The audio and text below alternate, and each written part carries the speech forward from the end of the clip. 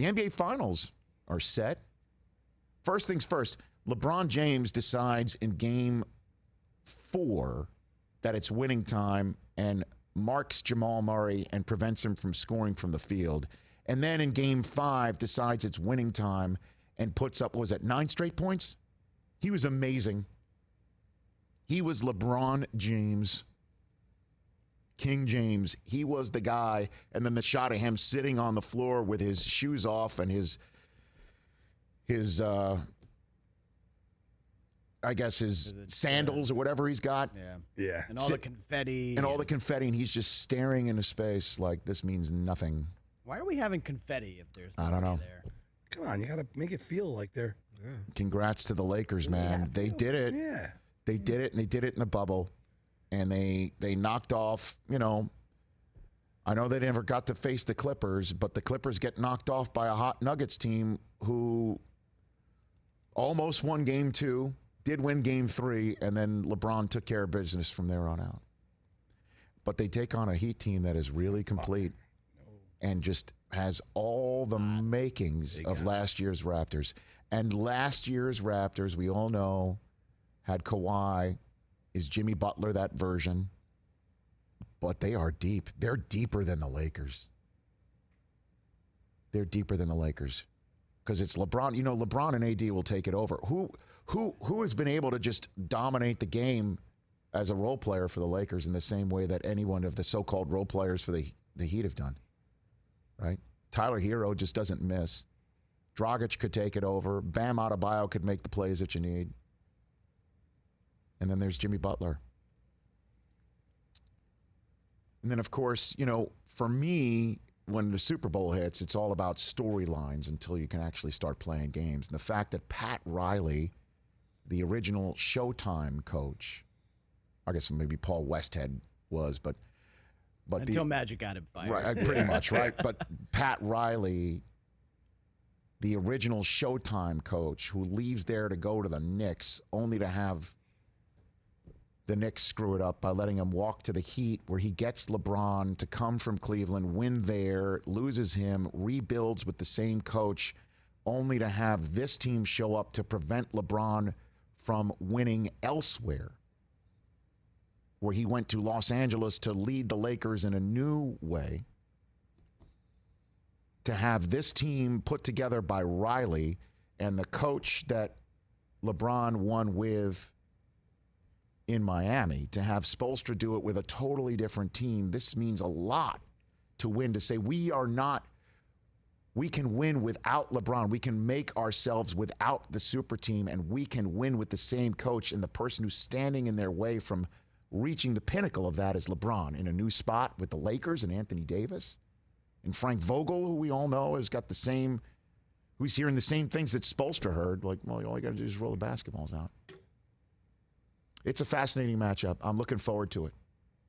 It starts Wednesday. Looking forward to it.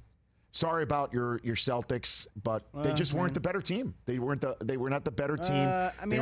To come up with the big shots and big plays consistently enough. They weren't the better team in the fourth quarter, which is when it's winning time, and they it's okay. I still really like this team. I don't think anything should change. They still need to go out and get a big guy, a rim protector, like I've been saying for the last 2 weeks.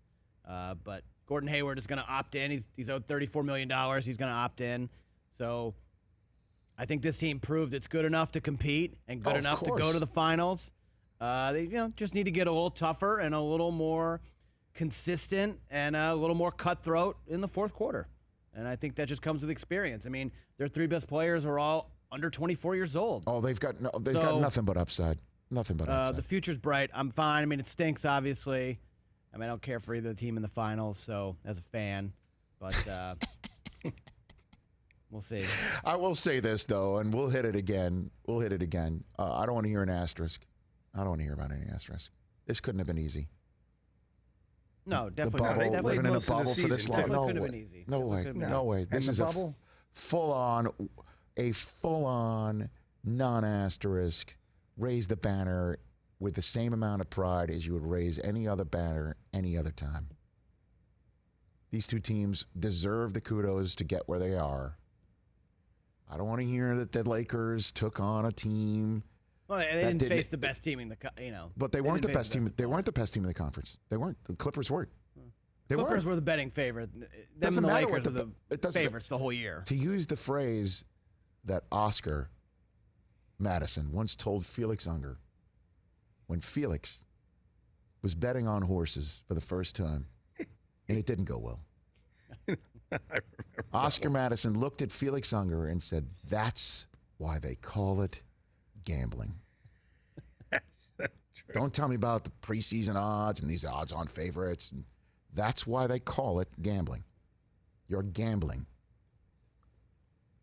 They weren't the best team. When it all came out in the wash, the Clippers weren't the best team. The two best teams are in the finals because they made it there. And you can move your head around, the Celtics were a better team, just not in the fourth quarter. Again, the Falcons have petitioned the league to have games shortened to 50 minutes. I don't think that will pass muster from the competition committee. NFL games are 60 minutes long. NBA games do not end after three quarters. Yeah. The LeBron stands on Twitter make it really tough to kind of enjoy what he's doing. Yeah, I agree. So it's hard.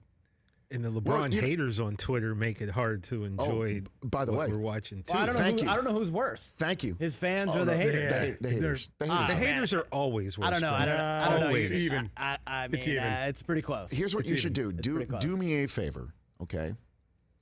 I loved that photograph of LeBron sitting down on the floor, just in his socks, confetti all around him, Western Conference championship hat and shirt that I'm sure he was mandated to wear, sitting on the floor, staring into space, miserable. I love that shot.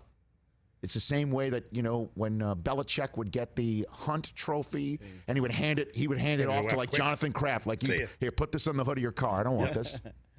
Phil Jackson, right? He never touched a Western Conference championship trophy, right? They don't do it in hockey. Or Eastern Conference, right?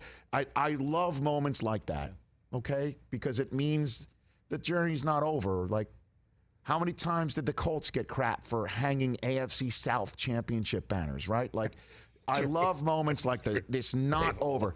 I put the photograph of LeBron on my Instagram, went to sleep, woke up the next morning for game day morning, look at the comments, and you tell me who's worse, the LeBron stans or the trolls and haters. Oh my gosh.